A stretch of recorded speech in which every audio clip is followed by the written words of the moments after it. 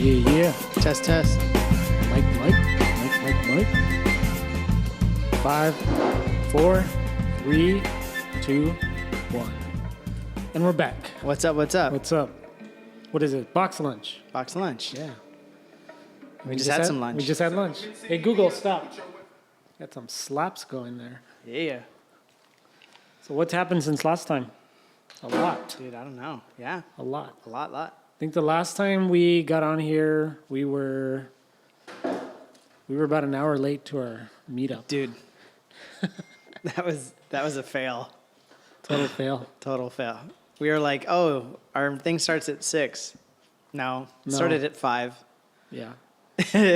And we started getting notifications from people there. For meetup, yeah. That's right. Oh, what a mess. Yeah. So one chick was like,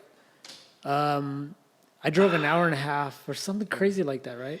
Dude, to be here, I'm here. Where are you? Where are you? And then we're like, and then got pissed off. And we're like, we're stuck in traffic. Yeah. Be there soon. Be there soon, yeah. And she's like, never mind. Leaving. She could have shopped. I mean, the Irvine Spectrum is the place to be if you're going to get stood up. I know. You know what I mean? I know. There's plenty to distract you. Yeah, exactly. Yeah. Anyway. If there's any new listeners out there, I know we put this on SoundCloud, and then we're pumping up our other channels. I'm Charlie, and this is Nathan. What's up? We're the co-founders of Sightbox, an agency by a couple of founders for founders. And now we can confidently say that we've fully transitioned into, not semi-fully, transitioned into this role that we're, this new mission. We're knee-deep now. We're knee-deep in it. I think last time we were talking about, hey, there's a couple of startups possibly. Wouldn't it be neat? Wouldn't it be cool? Yeah, to do some of that work. We are doing it. Not only did we fly up to Silicon Valley a couple weeks ago to meet with a couple of startups, we actually just took on a couple new ones. So what's that been like, man? Dude, it's awesome. Crazy, right? I love it. It's like, honestly, it's just so refreshing to actually make it happen, instead of talking about it.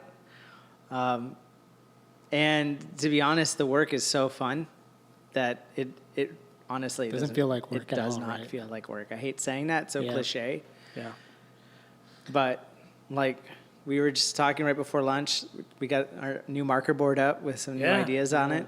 And it's just like if we could do that all day, we would do it all day. Yeah. Every day. So, yeah, it's a lot of fun.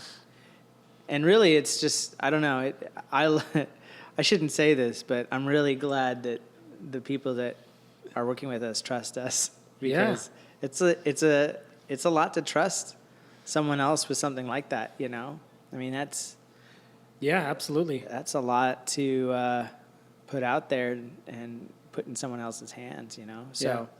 But we're working with founders, so it's not as if they're offloading too much on us. It's just sort of we're gonna basically run ahead of them in a way, and work out some ideas, work out what pitches, if they're working on a new product, working on their MVP. But here's the best part of it all. What's that? I'll give you 2 examples. One startup said, our phones are blowing up. Mm-hmm. One startup said, I need a go-to-market strategy, right? Yeah. And then the other one said, I need a pitch deck because I'm pivoting. Yeah. And what did we say to both of them? The one that said, I need a go-to-market strategy, we said, no, you don't. You need a new product. Kind of, right? Yes. Yes, we did. We said, we'd be happy to take your money to go to market with what you have. Yeah. But why don't we pitch you what we think you should be going to market with, the ideal product, right? Which will make going to market a lot more easier, right? Mm-hmm. And we did. We went for it. Totally went for it. It's not what they asked for. And they were on board. Not only were they on board, it's like they got new life, They were like, let's go, let's do this. Yeah. And we fully signed on. And then the other startup said, I need a pitch deck. And we said, you don't have a pitch. We did. How? No, we're not. You know, no. Mm-hmm. We need to figure out what your pitch is. We need to figure out what the so pitch is. now we've sort of developed what we call our 2020 method. Mm-hmm. You know, which if you're going to use the metaphor of 2020, we kind of help these founders sort of see a little more clearly, right? Mm-hmm. What it is they're putting out there, what they're selling, what they're trying to accomplish. Yeah. And we're doing it now, like you said, on the market board just, an hour ago. We're really going for it, man. And it doesn't feel like work. It's like, this is fun stuff. Yeah. Because it's just, we talk about scratching our own itch all the time. And it's like, now we get to do it without the full risk of another, having to take on another project for us. Yeah. Right? Yeah. Yeah. But at the same time too, like it's not like we're putting out ideas that we think are risky in that way. Like, well, I shouldn't say that. Let me put it this way. For some of these startups, and this sort of exists in the business world in general, but not taking risks is probably the riskiest thing you can do. So you kind of have to make risks. You want to make the right risk. And in one of these startups, in their situation, they were sort of, we basically looked at who they considered to be their biggest competitors. And then we went and said, okay, well, how are they doing? Like, what has been their success, their level of success? And we quickly realized that when you really start to kind of kick the tires on their competition, they're not doing that great. Mm-hmm. And we basically said, look, they might have a business, they might still be going, but they've plateaued, and we have no idea, or maybe they've pivoted and we don't even know. There's stuff we don't know exactly what's going on their end, but we do sort of we can tell by either the level of investment that they've gotten or the frequency of those rounds, where that stands with them and their level of growth. And for most of them, they were plateaued. So we basically said, look, if you're going to go into this space and expect anything different than this, you're in for a rude awakening, And so our advice to them was to sort of pivot now before you get into it. Yeah. And when we presented our approach, what was really sort of refreshing was they were basically said, look, this is actually an idea that we've kicked around as well. But it was something that was going to be sort of a future phase for us. And what we basically were presenting was saying, no, instead of waiting a year or two to do this particular thing, let's launch with that, because that's actually a more compelling value proposition. So that's what we basically talked about. So and that worked great, because for them mentally they were sort of already halfway there. They just needed someone else to kind of maybe come in and say, well, from our perspective, that's the better deal, and here's how you can actually achieve it. Mm-hmm. So it was a bit of, not just sort of pushing an idea out there, but also saying, here's a clear way to actually execute it. And so we're building an MVP for that idea. And talk real quick about what I kind of briefly mentioned the 2020 method. Sure. Maybe outline that. There might be some founders out there listening that are like, well, what is this 2020 thing? How could it help me out? Sure. So what the 2020 method is sort of based on vision, if you're familiar with 2020 vision. It's really sort of that we want to be in that, with vision, there's always this risk of, or vision correction. There's nearsighted and farsighted vision, right? So nearsighted is when you can't see far away. All you see is sort of what's near vision. Farsighted is the opposite. So what we're trying to do is, in most cases with a lot of founders, you're dealing with people who have either done one or the other. You've got founders who, let's just say some of the founders we know are basically they're computer science engineers. They're very technically savvy at what they do. They figured out some way to apply technology in a particular way or a specific sector that can definitely change how that sector works. And then they see a business opportunity in it. What ends up happening, though, is for those type of founders, they're sort of Vision correction is that they don't see beyond that, right? They just see, okay, I'm going to launch this product. That's my startup. We're good. And so what we have to do is say, well, we have to basically come in and say, well, there's an entire, let's just say this is like a B2B product. We come in and say, well, look, there's a totally innovative consumer-facing version of this that you can put out there that can be equally as disruptive and potentially even more valuable than what you're doing for the business side. So it's sort of expanding that view out, right? So you can see further. And then the opposite is true. Some founders we deal with are all about the big vision.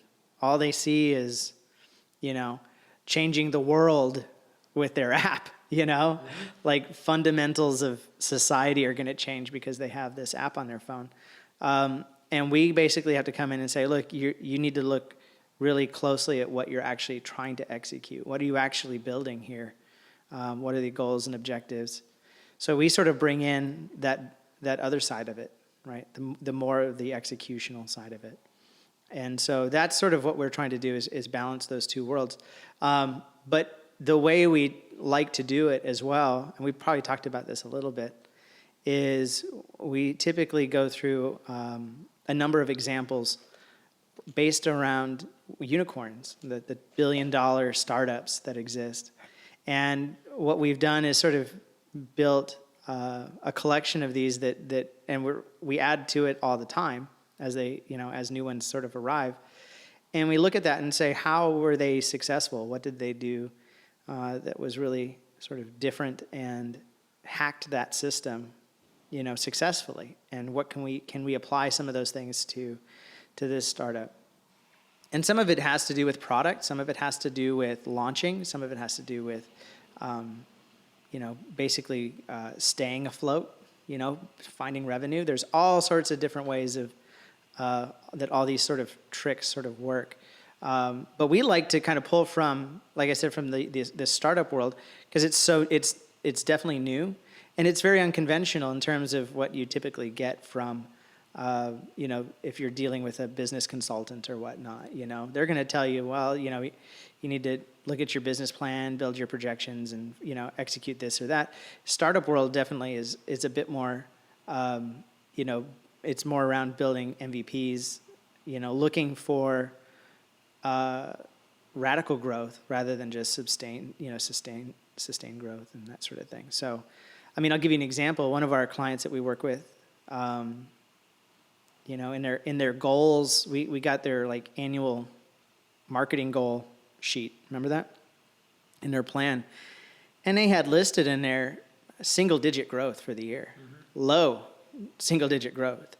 Like 2%. Yeah, it was like 2 to 3% was their goal. 5% was sort of like their overly ambitious marker. And we looked at that and we're like, this is, you're just basically right above inflation, And, in the world of, I don't know, when you're larger, maybe that is sort of the way things end up going. But in the world of startups, like that's not sustainable. You need to be making 5% growth a month,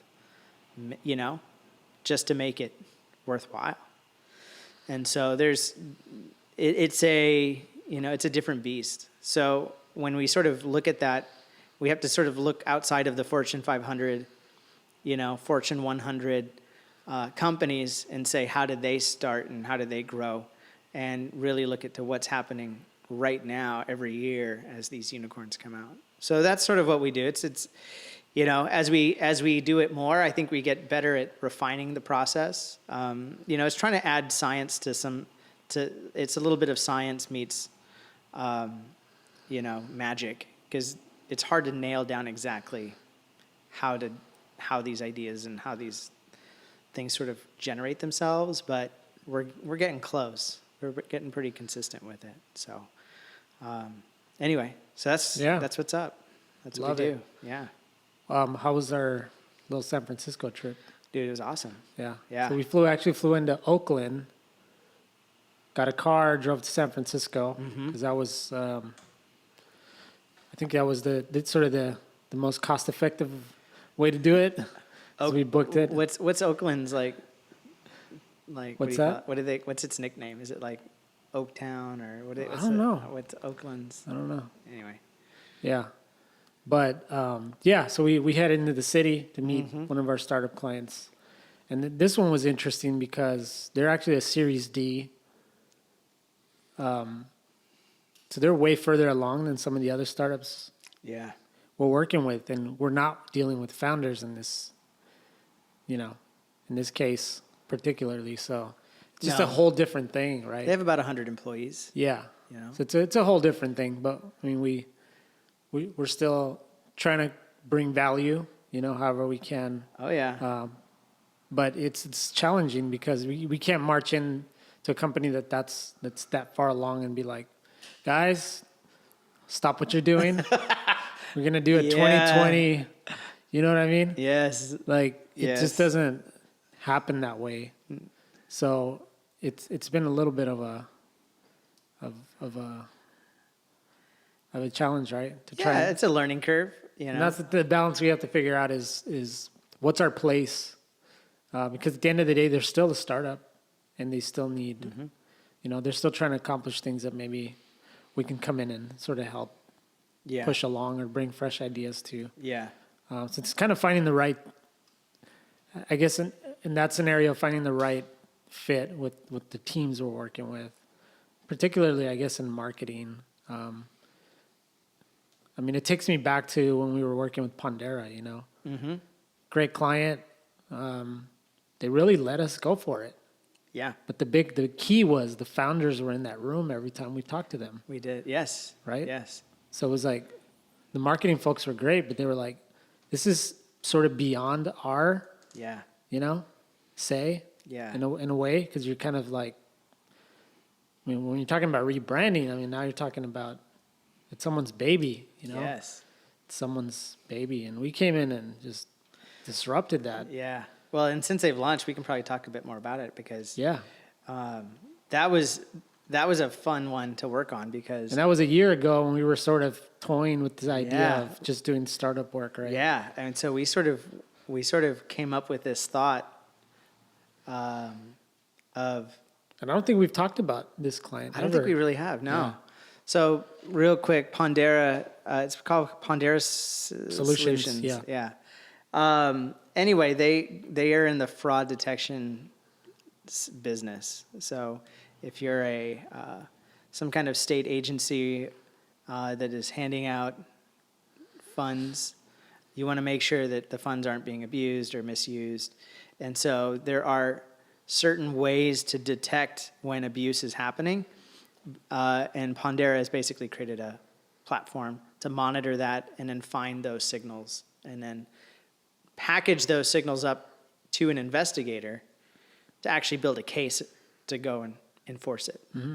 So it sort of is it's part of their package is the fact that they can actually not just say, yeah, you're having, 15% of these funds are being abused. They can actually then make a case and track down the people actually abusing it, which is pretty important, right? Anyway, when we came in to work on it was for their website, if you remember. I think the branding sort of came second. But when we were at it, their logo was, it said Pondera, and then it had like two, like a silhouette of a blue cloud. And that was sort of their thing, was like, it's cloud-based. And that, at the time, it was really cool that they had kind of gone to the cloud, Everyone else had like some Windows XP desktop application, And this, man, they had it on, you could use your phone, Mm-hmm. So it was pretty innovative in that way. But when we said we were looking down and doing this, we were like, you know what, we can't really talk about the cloud anymore because it's not new, right? And that's not it's old news. What else do you have? And in talking to them, we basically came back to them with an idea. And we said, look, there's a big opportunity here we see. You have tons of data. And what you're doing is you're making sense of that data. You're running it through different algorithms and different filters. You're very close if not sort of on it already, into this world of artificial intelligence, machine learning, right? And so we basically came back to them and said, this is where you should be. This is the positioning that you should have, is Pondera as an AI-powered player in this space. Because at the time, we even did research, and nobody in their competitive set was even approaching this idea. So we said, look, it's advantageous for you to sort of do this. Plus, you know, I think in the end, it's where everything's going anyway. So let's just beat everyone to it.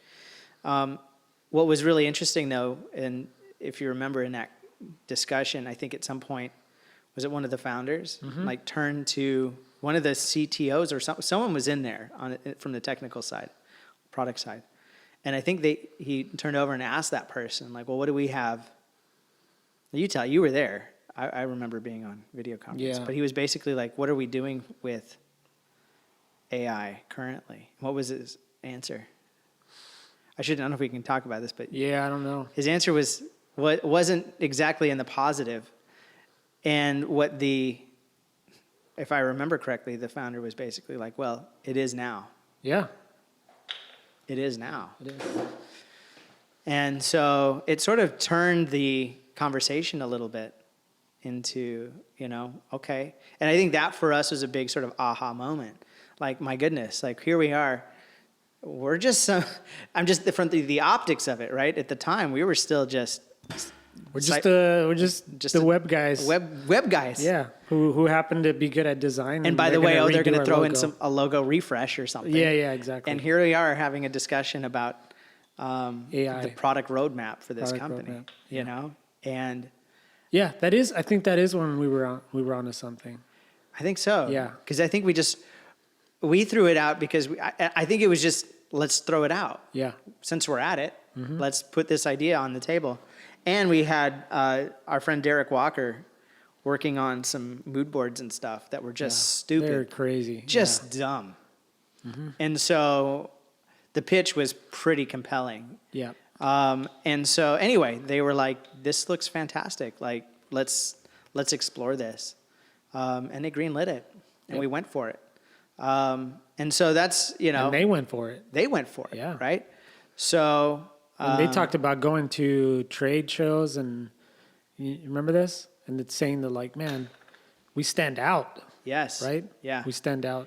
Yeah. People are compelled. Yeah. So even as we went into branding, the mark that we replaced the clouds with is sort of this concentric circle thing with, like, sort of I don't know, it looks like dots, like a dot pattern around this circle.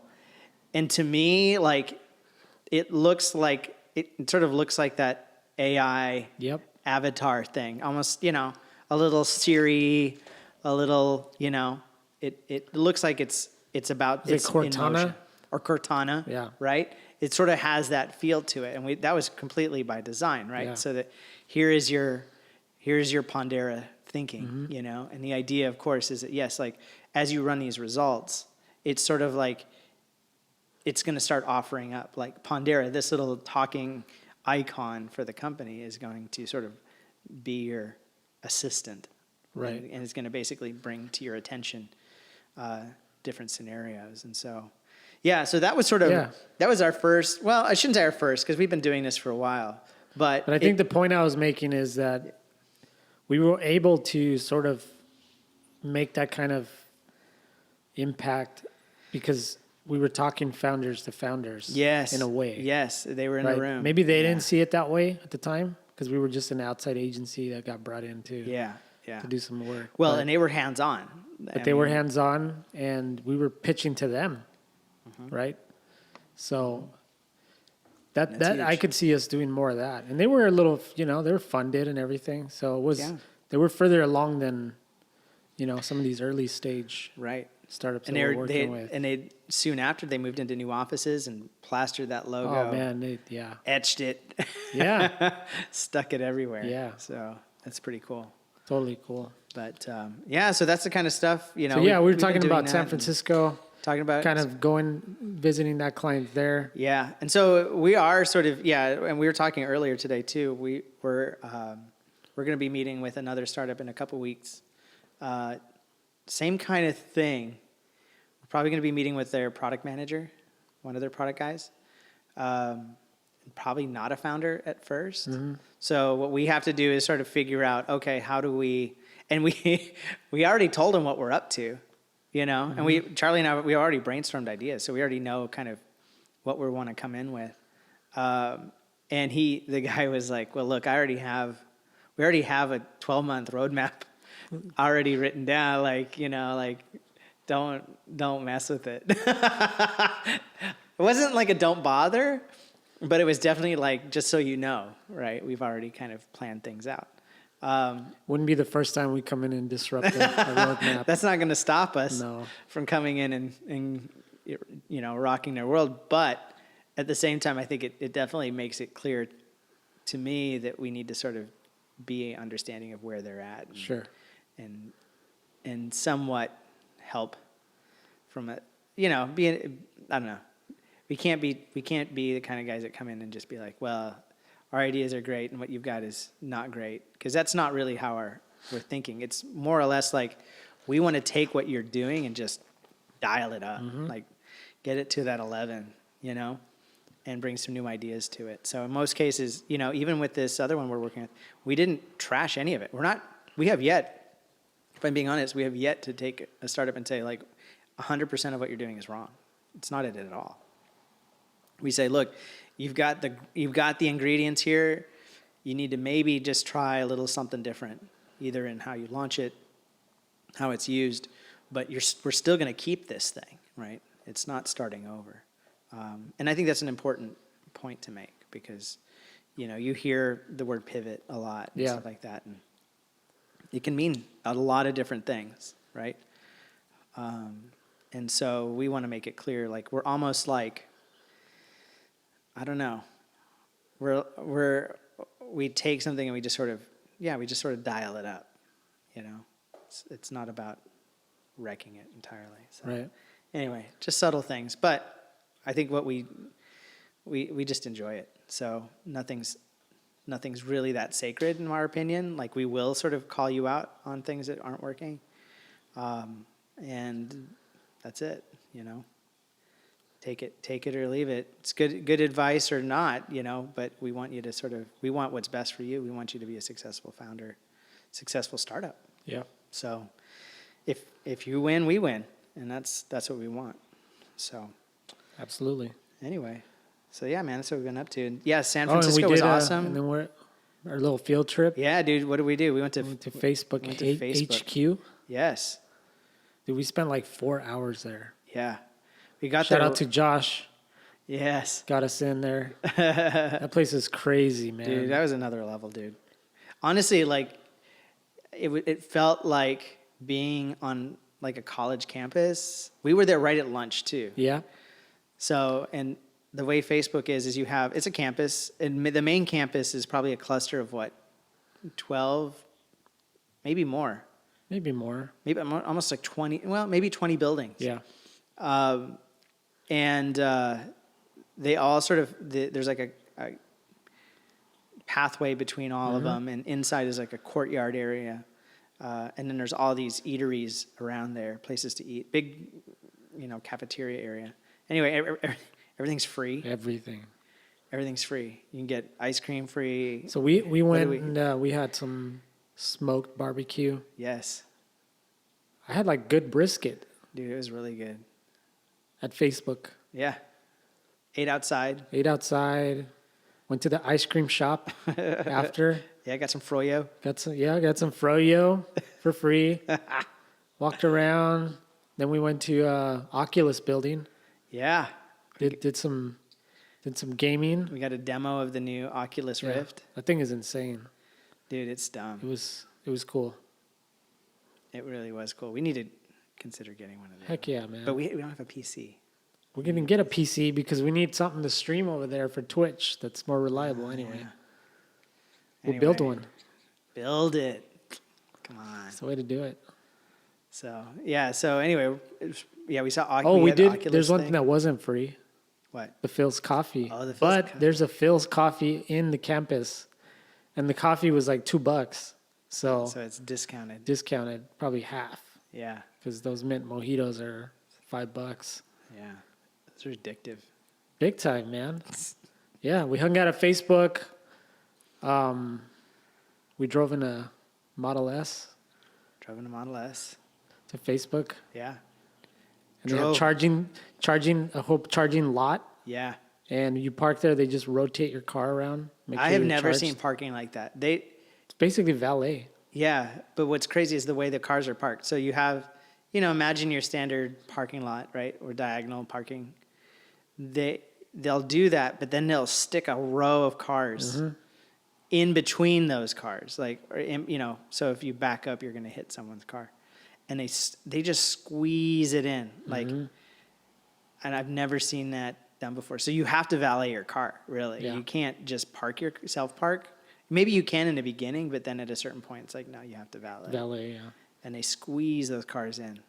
It's crazy. I bet there's even a way, like if you're like, hey, I'm going to leave, that you can like queue up your car, so it's ready. I guarantee there is. Right? Messenger. Yeah. Messenger, just valet. Message the valet. Yeah. Yeah. Come in for my car. Yeah. But it was so funny being there because we're just like, how does anyone get any work done? No here? idea. Like, and they do. They're working like crazy over there. Well, that's the thing is they never leave. Yeah. Well, I guarantee you, if they offered some sort of nearby housing, people would. Absolutely. In fact, I want to say that in some places, and maybe it's because they're building they're doing the new offices over on the East Bay. So my guess is that that's part of the reason there is that they'll have room to build their own housing. Yeah. Because they need it. Because at this point too, like you don't need, when you're young, I mean, when I say young, dude, I've worked in some young shops, some young agencies. I have never seen, those kids were young, dude.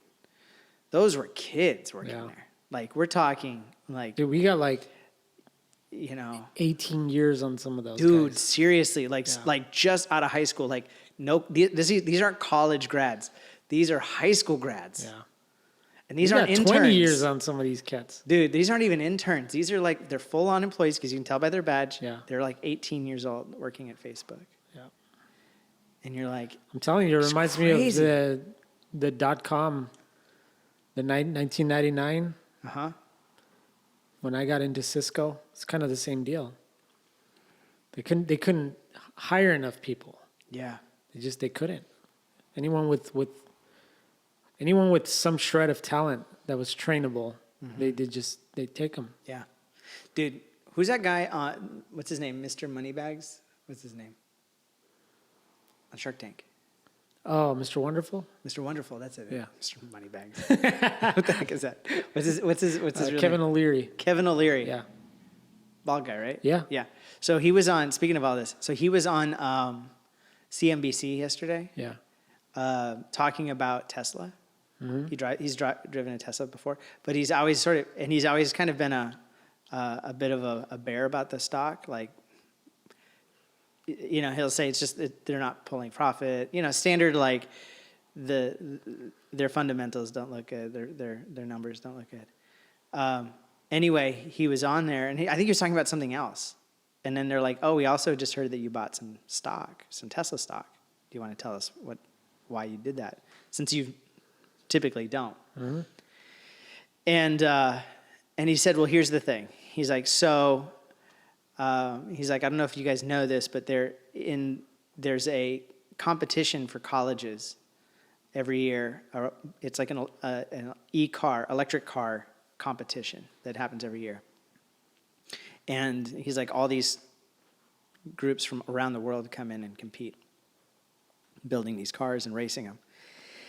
And he's like, I ended up being at one of these events, one of these races. And he's like talking to the people there and seeing what was going around. He's like, when I talked to people about what they wanted to do after they graduated, he's like, everyone wants to work at Tesla. Every one of them. Mm-hmm. And he's like, if they don't want to work at Tesla, they want to work at SpaceX. And he's like, wouldn't you know it, the event is a Tesla recruiter tent. recruiting tent. Of course. And he's like, they could pick any of those people there. They could have picked the best, the absolute best, right there on the spot, and they would have accepted. And he's like, that is not fair. He's like, that is an unfair advantage that Tesla has that supersedes any of these other issues. He's like, if they have that much to pull with talent, and not just any talent, but this specific engineering talent, which is extremely hard to get, he's like, what's stopping them at that point, if they are able to pull that kind of stuff in? So there's a lot to be said for that. And I can see that at Facebook too, especially if you look at that campus. And I was thinking about this, the same thing. I was talking to my wife this morning about sort of a similar thing with one of our other clients. And you're like, imagine working there, right? Which is also up in Sunnyvale, right? And you're like, imagine, where is that on your list of places you want to work? Is it on the top 20? Probably not. So you look at this stuff and you realize that having a compelling place to work with a strong culture and that's exciting, it's going to attract the best talent. Which goes to further go back to what we're saying, like having a startup in and of itself isn't, it doesn't guarantee anything. You have to sort of have the right kind of engine running it, good team, obviously good leadership, but a great idea that's compelling and people understand. Like even engineers will get excited about that.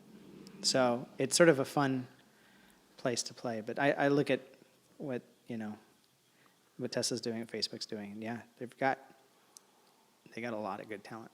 Absolutely. That's key.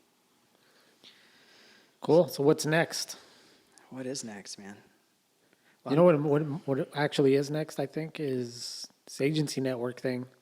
We haven't talked too much about it. No, we've kind of quietly been working behind the scenes on some of that, and it's looking like we might be setting up Sightbox Zurich. Yeah. Out of all places. So that's exciting. We might actually be going there in a few weeks. So yeah, it's looking pretty good. If I can get my passport together. Yeah, if you can renew your passport. Or I'm going to leave you. Yeah, you might just go. Leave you behind. But yeah, that's exciting. So watch out for that. We'll probably film the whole thing. Yeah. We're super stoked about it. There's apparently a Swiss startup scene. Yeah. There, and it'd be awesome to have a presence there and kind of disrupt some of those guys. Yeah. A little bit. Yeah. Well, this idea of bringing Silicon Valley or Silicon Beach, right? Yeah. To Switzerland. Yeah. There might be something there. Yeah. We're gonna play around with it, test it out, see if this thing works out. Yeah. See how it flies. So I think when we originally launched the network, we weren't thinking full startup mode. We were just thinking agency. Yeah, that's it. Yeah. But now that it's super hyper focused, it's kind of, I don't know, it seems like we can actually succeed because now we have a niche, right? Versus like, it's just another agency now in town, right? And let me just say, dude, like, I can't overemphasize what a game changer that is for us. Like, and not that, and I was thinking about this, like, prior to this, it wasn't like we were just totally making it up. Prior to all of this sort of startup founder stuff, we called ourselves a brand experience agency. Mm-hmm. That was our thing for 4 years. Yeah. And that, I would say that, to be honest with you, that is still a very valid approach to marketing an agency. But the problem, I think, with it was that brand experience is a great way for an agency to market its services. The problem is that no client is in the market for brand experience work. Mm-hmm. When you say it like that. Like, what does that even mean, right?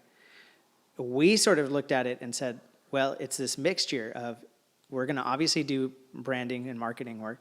We also want to do experience work, which is websites and apps. So we're going to do them both together holistically. That was our pitch. The problem was that when you come in, you're typically being brought in for a project or a campaign.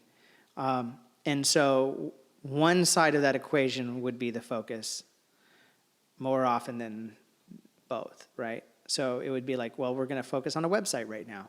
We're going to throw some branding in there, but it was never. It was never like when we stopped that project, or or things kind of wrapped up, that we could look at it and say, wow, look, we made as much on the branding side as we did on the website. And so it was always lopsided, one way or the other, all right? And so it was never like, even though we said, hey, look, we can do this holistically, it was very hard for clients to sort of take that on and say, that's what we want day one. Like, let's do all that together.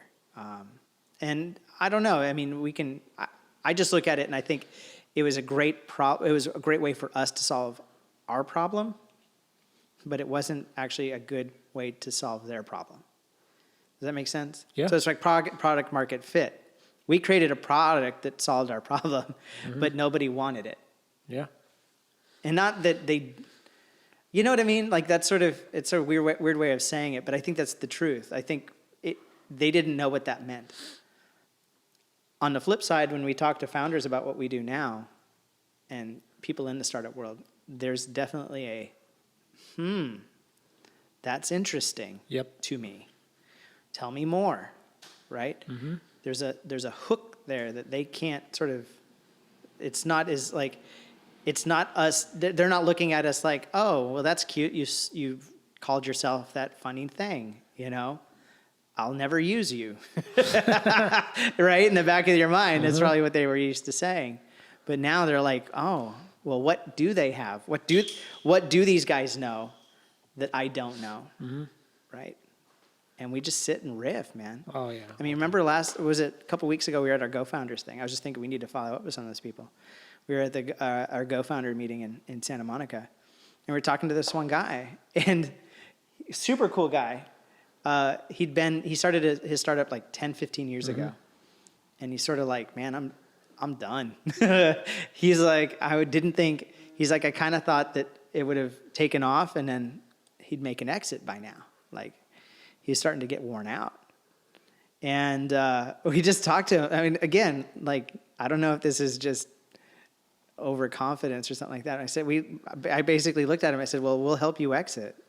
Like, we'll figure out what your startup is missing to make it sellable, right? I mean, it's not as if, and they're obviously a profitable business. They've got a great little industry that they work in. I think is ready for disruption, And so I'm like, why don't we sit down and talk about it, You could just tell, like, he kind of perked up. He's like, whoa, and the conversations we were having, you're like, he hasn't probably said that to anyone that he works with, like, ever. You can't say that. You don't want to tell your employees that you're trying to exit the company that you're running. You don't say that out loud. And his business partner. You don't really hire an agency to do that either. And you don't hire an agency to do that, right? Like, where do you go? I mean, it's a tough sort of nut to crack. And his partner, who was still at it, I got the sense that his partner really didn't care. Like, his partner was sort of satisfied. Or wasn't even doing the bulk of the work, maybe. So it was sort of like him and his co-founder weren't even on the same page as far as like making an exit. So when we talked about that, he was like, all right, I like the sound of that. Yeah. And I'm like, yes, like, wouldn't that be something, dude? To sit down and hack this thing so that, all of a sudden it's shiny and new again, and it attracts, a totally different group of investors and, or an acquisition target, and then out you go. Like, great, now you can retire, or go do something else. Yeah, go start something else. Yeah, but you could just sense that, like, for 15 years, and he even said, like, when we first met, I started asking him questions and stuff, and you could tell he was almost cynical about it. Like, totally cynical, yeah. We've tried this, or we've tried that. It was a lot of that sort of stuff. But then when you got down to it, like, you could tell, like, he had tried stuff, but what it told me was, he was trying to try things. So that's a good sign. But it just, for whatever reason, his confidence wasn't there anymore, So in that situation, you're like, yeah, this would be a perfect opportunity to come in with some ideas. And what a great sort of target. Like, again, this is sort of the thing. When we talk to companies, larger corporations, and their goal is to increase 5%, grow 5% or 5% more sales this year than last or whatever it is. Those are very hard. Those are very squishy numbers. Like, what does that mean? Is that one client? Is that 20 clients? What is that? Where does that actually, what does that do? Like, how do you create that? In the startup world, things are very different. There's very tactile things. We need to raise a round. We need 10,000 users.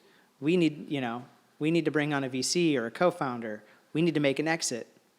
These are very sort of like set things. They're not sort of squishy numbers of like, I wish things would get better, but they're very sort of achievable goals. So it changes sort of that dynamic as well, where we're very focused on achieving those specific goals. The ones we're talking about today, building a pitch deck.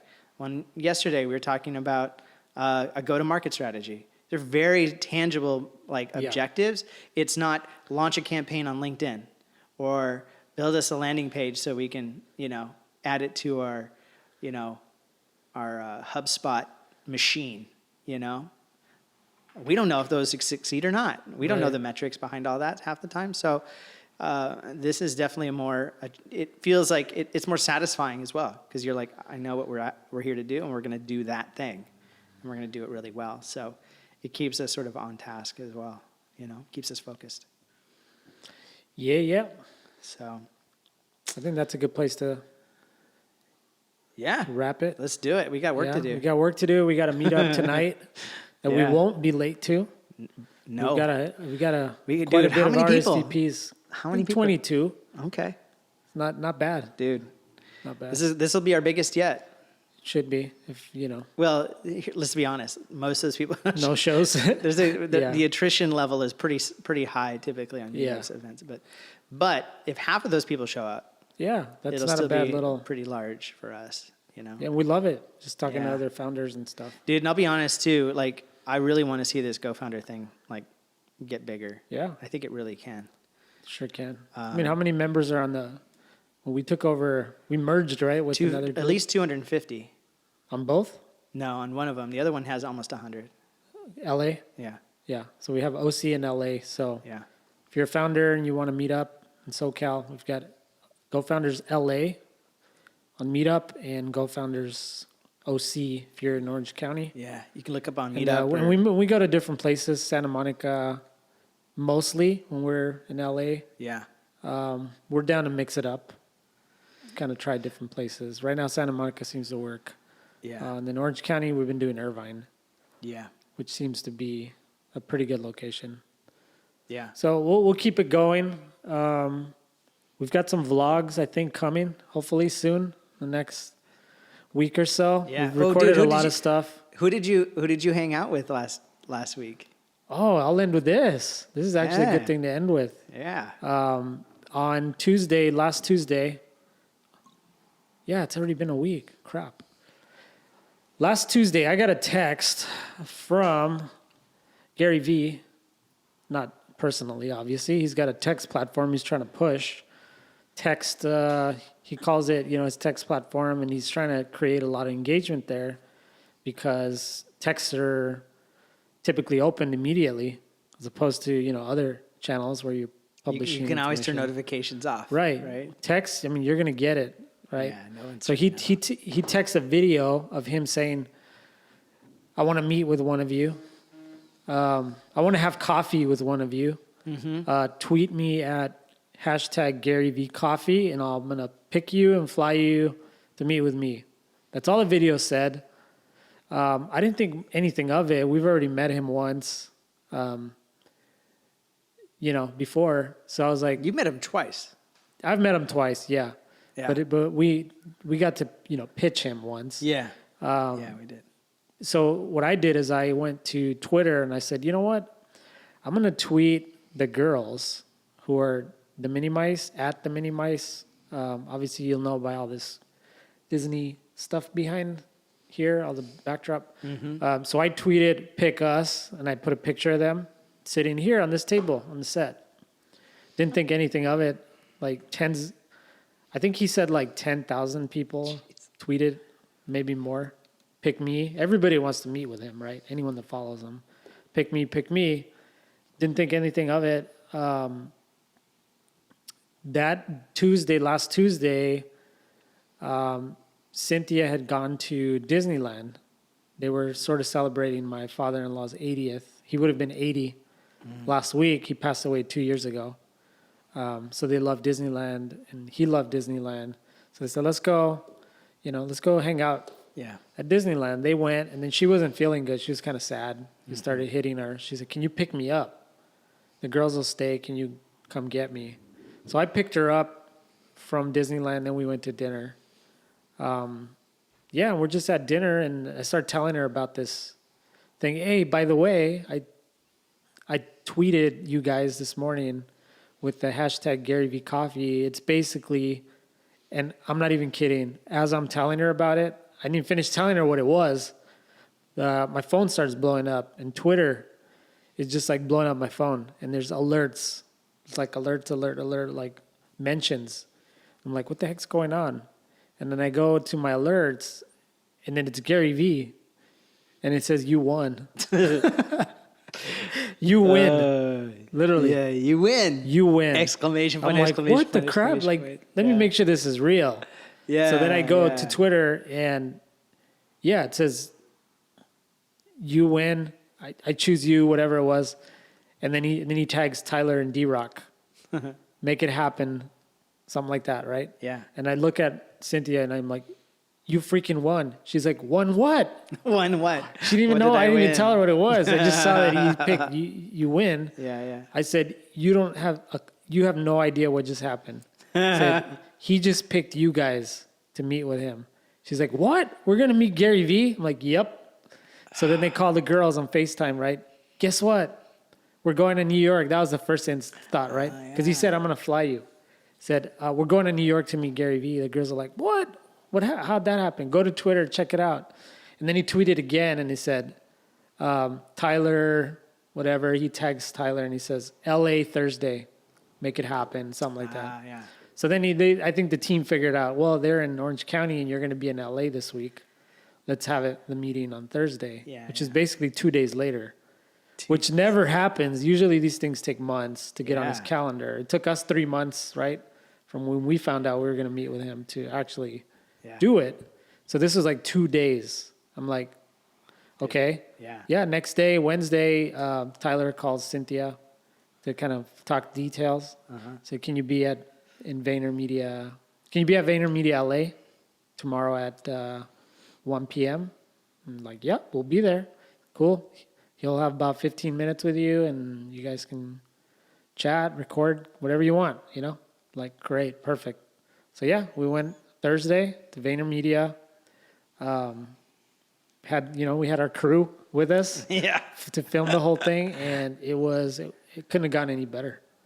We showed up. It was chill. It's not like New York. It's super chill. Office. It's a lot smaller, and he walks in the lot. He walks right past the lobby where we were sitting. Says hello. Says I'll talk to you guys in a few minutes. Goes into the conference room, literally right next to the lobby. So we're watching him have a one-on-one through the glass. So just waiting, right? Finishes that meeting, D-Rock calls everyone in. We'll put the video up. It's super cool. Hugs the girls, sits them down, tell me about you guys. They give him some ears. Dude. Disneyland ears with his name on them. Genius. With his name. With his name. It says GaryVee on the back of the ears. Stop. He puts them on and leaves them on the whole time. And then they just chat for like almost 30 minutes about everything, about life, about their podcast, about what they're doing, ways to hack. He says all the stuff you hear him say, but it's different when you're there talking to him. It's specific. It was way different than when we met with him. When we met with him, it was very pitch. I'm going to give it to you straight, blah, blah, blah. This was like we're just sitting around talking. Sharing stories, really. Sharing stories. He told us about Disneyland, his experiences at Disney World, how he secretly is a big fan, his favorite movies, characters, all this stuff the girls wanted to know about him. gave him some good advice, and then, yeah.